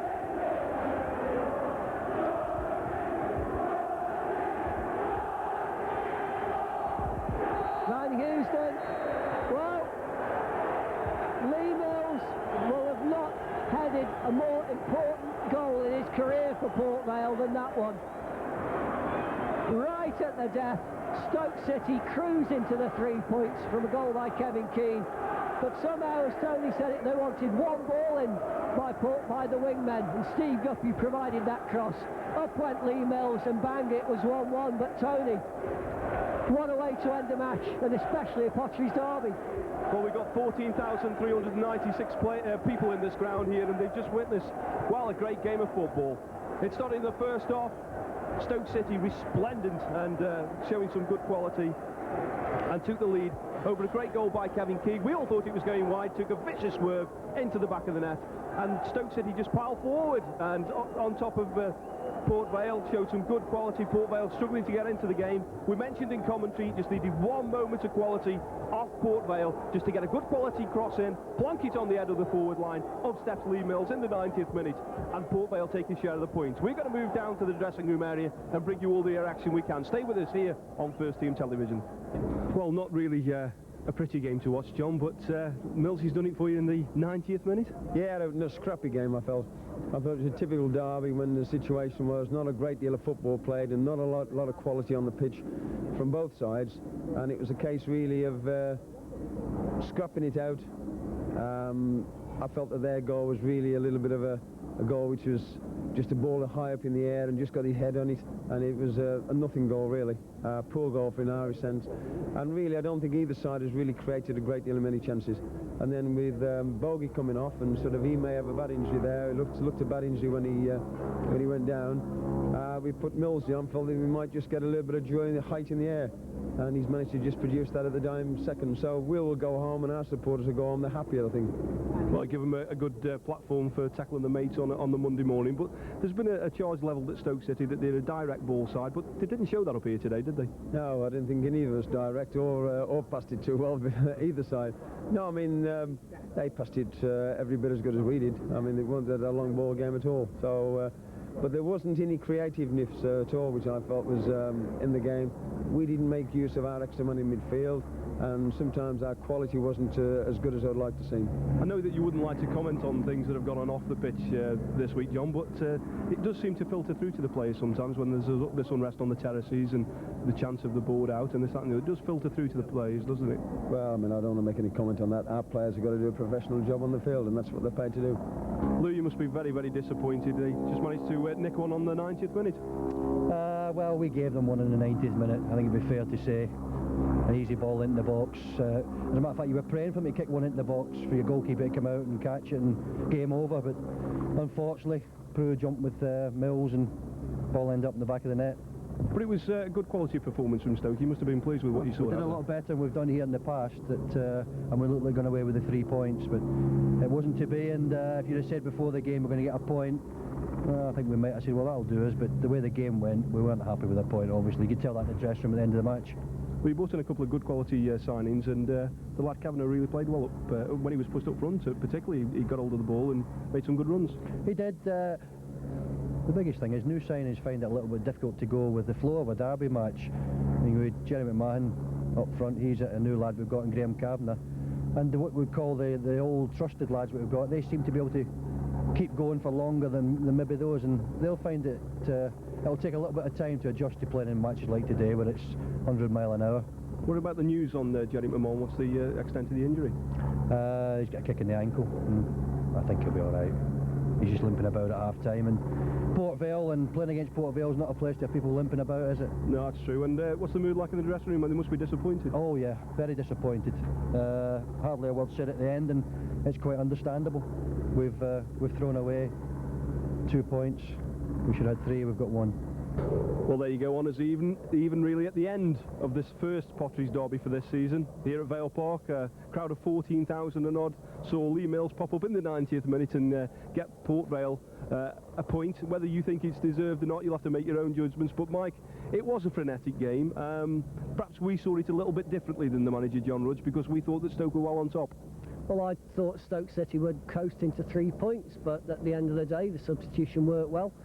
A good quality cross came in from Steve Guppy. I would say it's probably his first one of the match. Millsy went up and bang, 1 each, and the rest of it, I think we'll have to argue it over a few drinks over the next 12 months, but 1 each the result was. It's a point each, but Stoke are a bit unlucky, yeah, but then again, that's what the game's about. If it had been the other way around, they'd have been quite happy with that. Well, we were saying, weren't we, in commentary that you know, they just needed 1 quality cross, then plonk it right on the head of a Port Vale forward line. They managed to do that in the 90th minute, but the wingers didn't really fire today, did they? Not at all. They've not found the touch that they had at the end of last season, but hopefully this will give them a good boost. But that's the way it goes. Neither of them, I think both will admit they didn't play well, but I think the whole team will say that they're not gelling yet. Stoke look very good value for money, and that's why they deserve to be up there at the top of the table. But Vale, we've got to keep plugging away, Tony. But 1 each at the Potteries derby. It's a Victoria ground next, I think. Well, as the helicopter looms overhead, just looking out for troublemakers, Port Vale have to rally their players and get the injuries back for a very important game up here this Wednesday night against Crystal Palace. Join us for that one, do.